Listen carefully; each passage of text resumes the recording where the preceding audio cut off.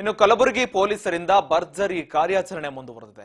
ನಕಲಿ ನೇಮಕಾತಿ ಆದೇಶ ಪತ್ರವನ್ನ ನೀಡುವ ಜಾಲವನ್ನ ಪತ್ತೆ ಹಚ್ಚಿ ಕಾಕಿ ಬಲೆಗೆ ಬೀಳಿಸಿದೆ. ಕಲಬುರಗಿ ಪೊಲೀಸರಿಂದ ಭರ್ಜರಿ ಕಾರ್ಯಾಚರಣೆ ಮುಂದುವರೆದಿದೆ. ನಕಲಿ ನೇಮಕಾತಿ ಆದೇಶ ಪತ್ರವನ್ನ ನೀಡುವ ಜಾಲವನ್ನ ಪತ್ತೆ ಹಚ್ಚಿ ಕಾಕಿ ಬಲೆ ಬೀಸಿದೆ. ನಿರುದ್ಯೋಗಿ ಯುವಕರನ್ನ ವಂಚನೆ ಮಾಡ್ತಾ ಇದ್ದ ಗ್ಯಾಂಗ್ ನಕಲಿ ನೇಮಕಾತಿ ಆದೇಶದ ಪತ್ರವನ್ನ ನೀಡಿ ವಂಚನೆ ಮಾಡ್ತಾ ಇತ್ತು. ಈ ಗ್ಯಾಂಗ್ ಈಗ ಕಾಕಿ ಬಲೆಗೆ ಬಿದ್ದಿದೆ. ಕಲಬುರಗಿ ಪೊಲೀಸರಿಂದ ಭರ್ಜರಿ ಕಾರ್ಯಾಚರಣೆಯನ್ನ ಮಾಡಿದ್ದಾರೆ.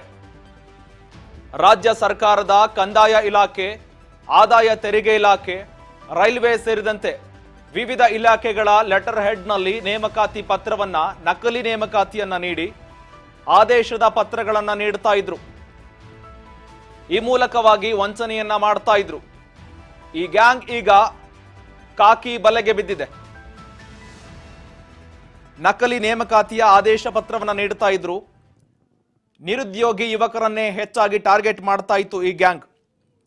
ಈಗ ಕಲಬುರಗಿಯ ಮೇಲ್ಕುಂದ ಬಿ ಗ್ರಾಮದ ನಾಗೇಶ್ ಸಂಕನ್ ಹಾಗೂ ಬೆಳಗಾವಿ ಜಿಲ್ಲೆಯ ಸೌದತ್ತಿಯ ಅಭಿಷೇಕ್ ಸುಭಾಷ್ ಮಾತಾಡೆ ಎಂಬುವರಿಂದ ವಂಚನೆಯಾಗಿದೆ.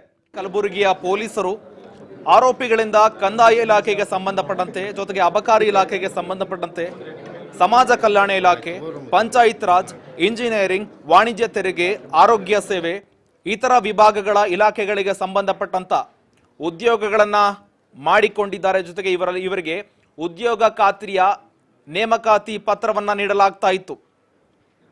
ಕೆಲಸ ಸಿಕ್ಕಿಬಿಟ್ಟಿದೆ ಎನ್ನುವ ಮುಖಾಂತರವಾಗಿ ಅವರಿಗೆ ನೇಮಕಾತಿ ಪತ್ರವನ್ನ ನೀಡ್ತಾ ಇದ್ರು. ಜೊತೆಗೆ ಅಂತಹ ತಂಡವನ್ನ ಇಂದು ಪೊಲೀಸರು ಭೇದಿಸಿದ್ದಾರೆ.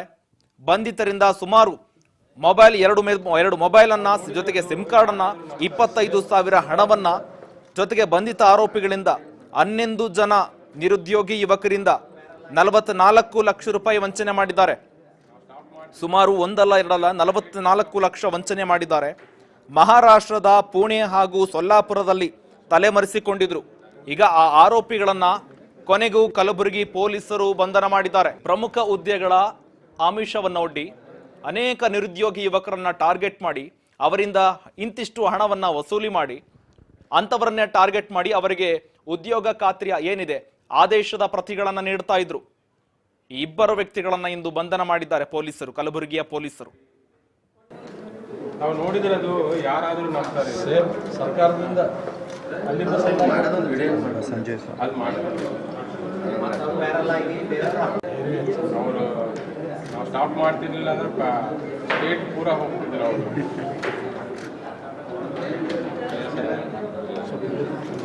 ಪೊಲೀಸ್ ಗಿಲೀಸ್ ಯಾವ ಕೊಟ್ಟಿಲ್ಲ. ಆಯ್ತು, ಮತ್ತೆ ನಿಂದನ ಇಲಾಖೆ ಮಾಡಿ